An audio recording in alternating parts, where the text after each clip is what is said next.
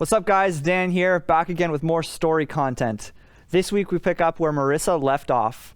Remember how she talked about Joshua and the Israelites, how they conquered the land that God promised them by walking around the city walls and then finally shouting and blasting their horns, and the walls came crumbling down. That was pretty crazy, eh? So this week we're talking about Joshua and how he continued to lead the Israelites to victory, continuing to conquer the land that God promised them. So we're going to contrast a bit here.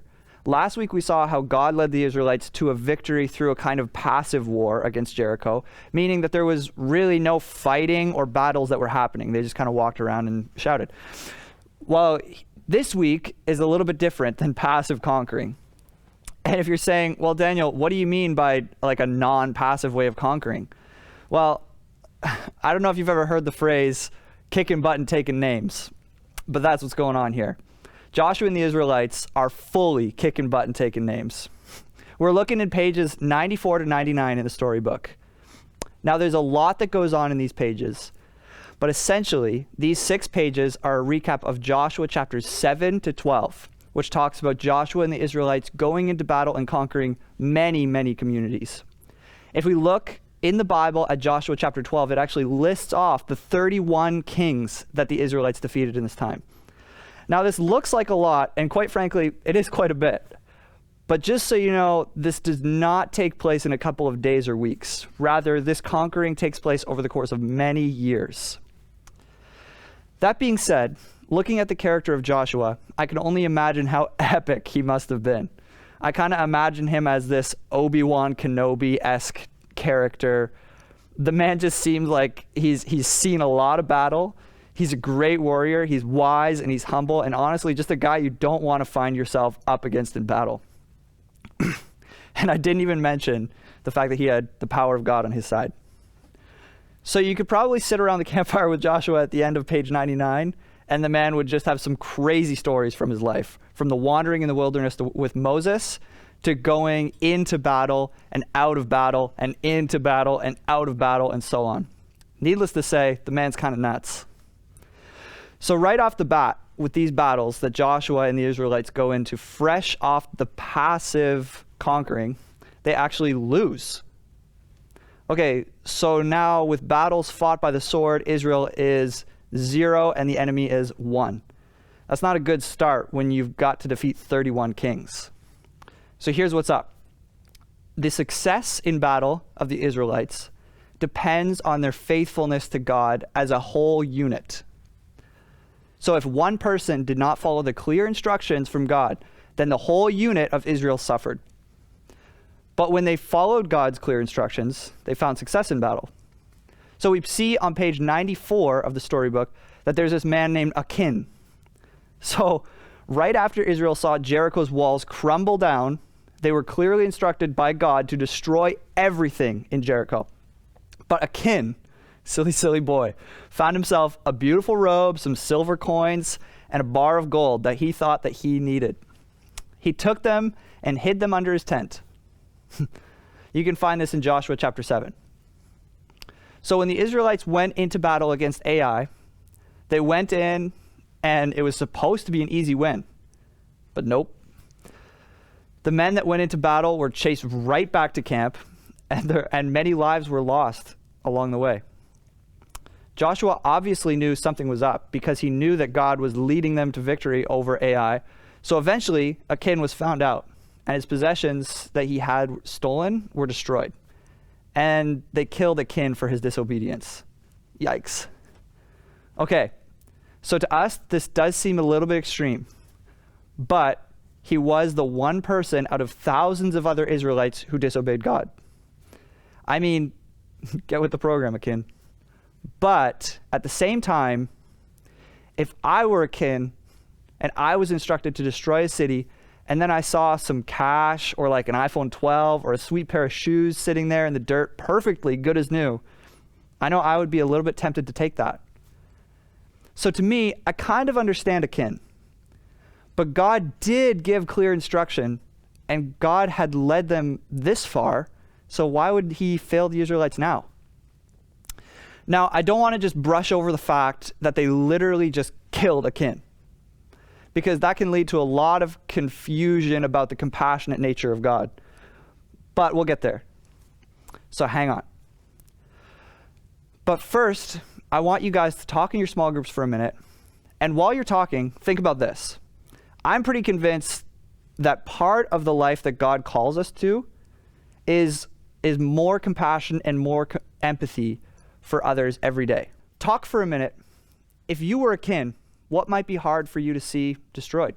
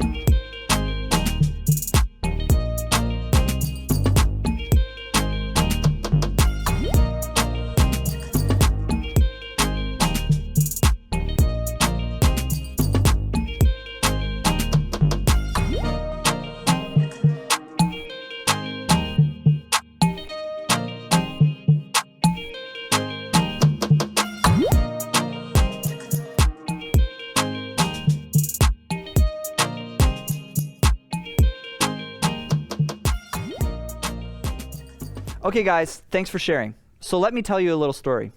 I remember when I was in 9th grade, and I went to a small school, so all of us 9th graders did every class together.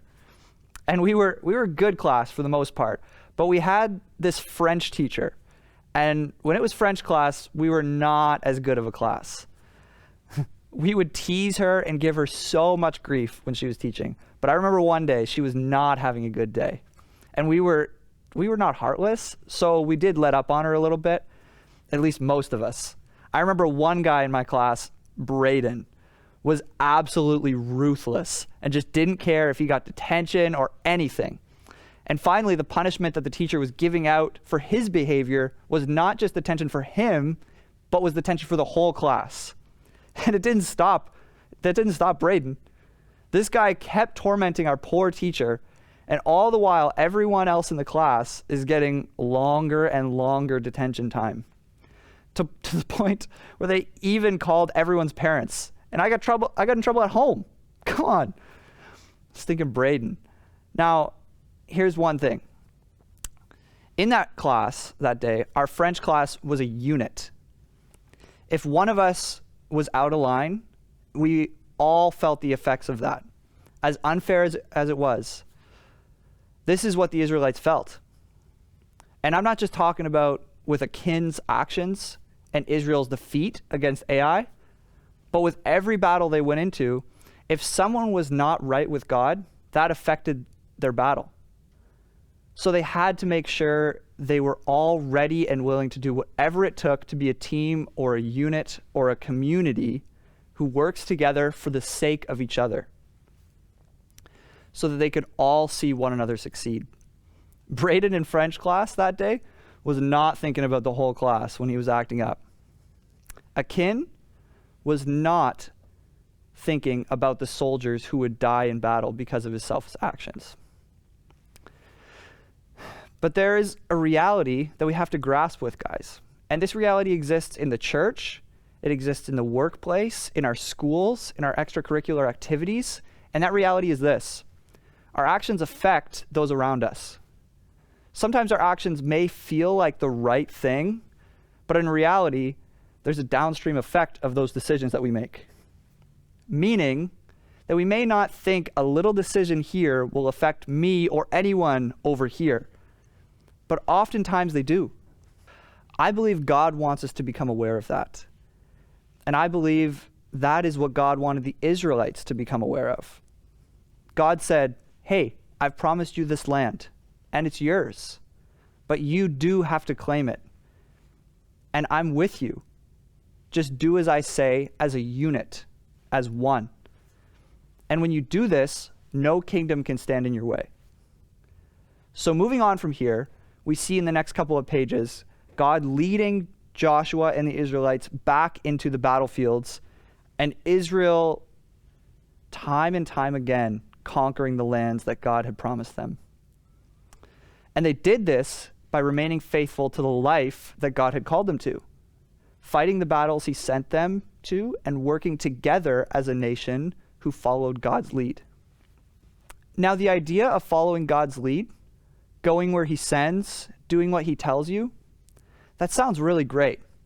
But I think there's something there that we need to unpack. I think we can talk about what it looks like to follow God's lead, but let's put ourselves in the shoes of one of those thousands of Israelites. To them, I think following God's lead looked like a lot of abiding to the leadership of God, the leadership that God had put in place, aka Joshua, and remaining faithful to Joshua, and remaining faithful to God by remaining faithful to Joshua, trusting that God was leading them. As individuals acting as a unit, knowing that they had to work together to trust God and stay faithful. They had to have faith in each other, that when they went into battle, trusting that their neighbor was doing what God said, because if not, maybe someone would lose their life in the next battle. Every action that they took was for the gain of the person next to them. Isn't that crazy?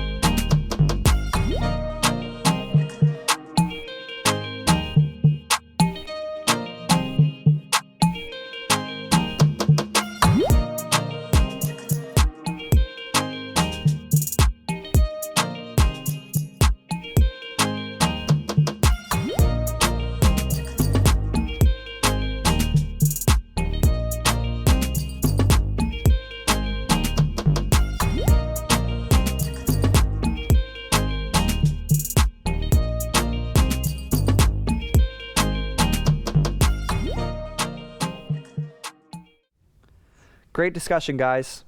Now here's the thing. We see lots of pretty intense stuff in these pages in Joshua, but remember that God was using the Israelites to judge other nations in their wickedness. We just don't get that full picture at a first glance. But I want to remind you that God is gracious and caring. Like I said earlier, he wants us to pursue compassion for the people in our communities that we talked about. In Romans 12:9-13, Paul writes this: "Don't just pretend to love others. Really love them. Hate what is wrong. Hold tightly to what is good. Love each other with genuine affection and take delight in honoring each other. Never be lazy. Work hard to serve the Lord enthusiastically. Rejoice in our confident hope. Be patient in trouble and keep on praying. When God's people are in need, be ready to help them, always eager to practice hospitality." Guys, I think that if a king had have recognized the downstream effects of his actions, he might have second-guessed taking that robe and that gold. He might have been thinking of his community rather than himself. The Israelites won many more battles because of their faithfulness to God and each other, because of their community mindset.